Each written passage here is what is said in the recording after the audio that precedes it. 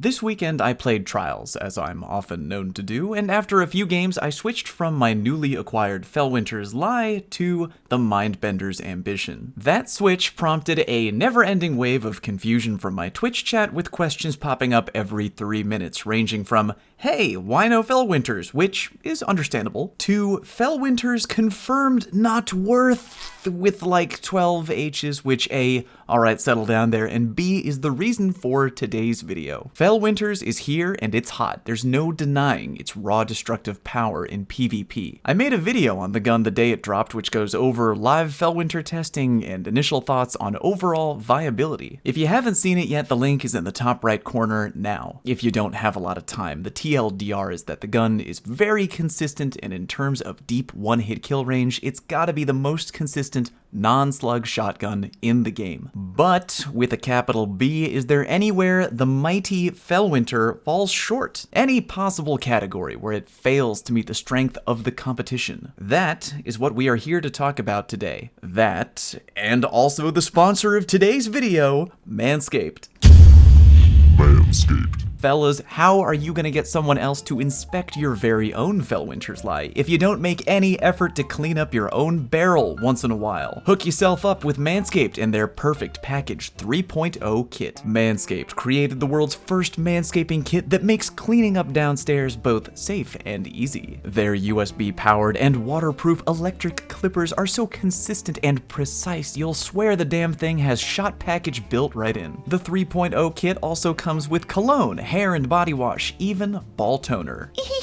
Fallout said ball. I know, funny stuff, but you won't be laughing if you become known as the guy with the dirty, unclean barrel in the dating world of wherever the hell you live, USA. Be optimal with your downtown loadout, boys, and get 20% off and free shipping on your Perfect Package 3.0 kit when you use promo code FALLOUT at manscaped.com. That's promo code FALLOUT at manscaped.com, and thanks again to the folks at Manscaped for sponsoring today's video. Alright, that was fun. Okay, back to the in-game Felwinters. Now what could this gun possibly not bring to the table in terms of overall viability? It's got 4 of the hottest in-game shoddy perks this side of Twilight Gap, including Slide Shot, QuickDraw, Opening Shot, and Vorpal Weapon. Well, I'll give you a hint. Starts with snap, ends with a shot. Ah, crap, I gave it away. Snapshot. If you listen carefully right now, you will hear the frantic typing of hundreds of angry guardians pounding away on their keyboards. But Fallout, they type, Felwinter has QuickDraw, I'm not doing the voice, and QuickDraw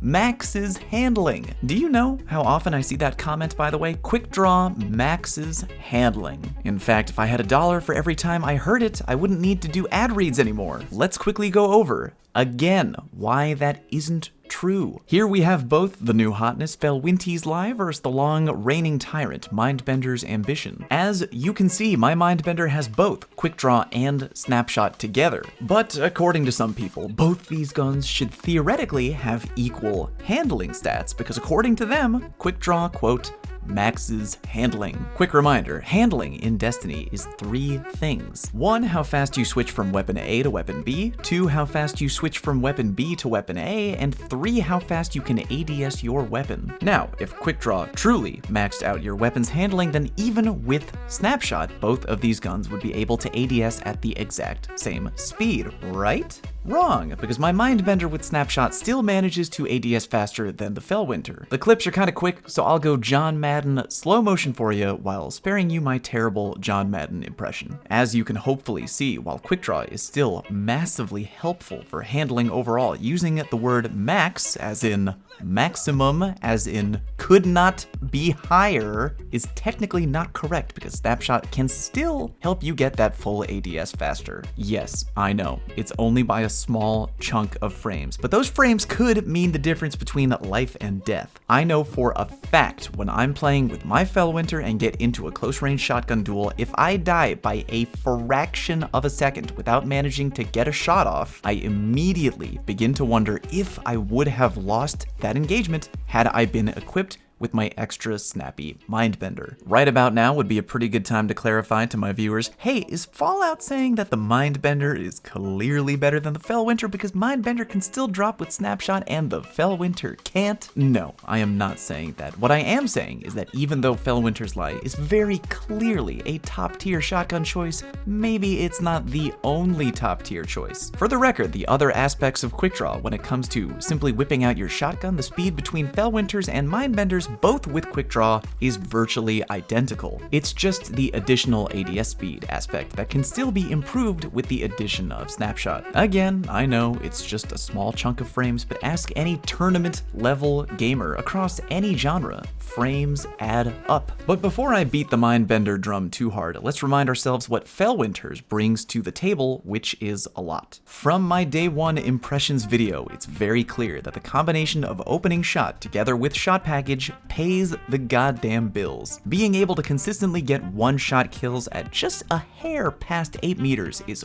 awesome. And it's clear that with my particular role on the Mindbender's shotgun, that's where the Mindbender falls short. Consistency of pellet spread, deepest possible one-hit kill potential. The Felwinter is hands down king of that hill. My Mindbender wasn't able to lock up any kills from 8 meters that day. I'm sure if I kept going and got a lucky pellet spread, I'd probably be able to get one, but the Felwinter was getting them left and right with opening shot. And just as the scenario I mentioned earlier, where I'd get killed in a 1v1 up close and wonder, would I have died if I had my lightning quick Mindbender? The reverse scenario has also been true for me. I phrased that kind of oddly. What I mean is when I bring my Mindbender into PvP and I find myself in a duel and I shoot my shot at some guy and he barely lives with a sliver of health, then he turns around and ends up killing me, I wonder if I had my opening shot Felwinter, would I have won that fight? And those are the two strengths of my particular shotties. If I roll with my Snapshot qUicKdRaw Mindbendy, I have to go in knowing that there may be situations where my Mindbender will fall short in the deep one-hit kill department, and on the other side of that coin, if I roll in with my Felwinters Lie, I have to go in knowing in the back of my mind that there may be situations where I might fall short because I wasn't able to ADS up close as fast as my Mindbender. That is a really long-winded way of me saying that I think both weapons are still viable. Granted,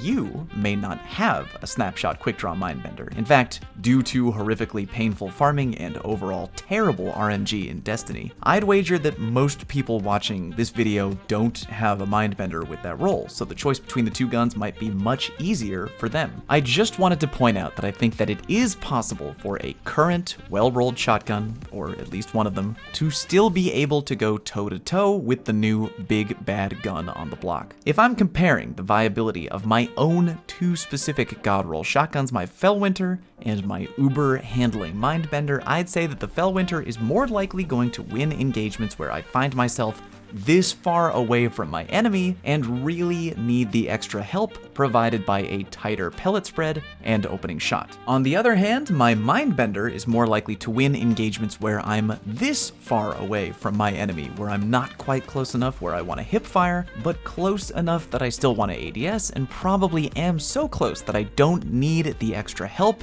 from either shot package or opening shot. Still with me? Good, because I'm going to try to confuse you a little bit more before we finish the video.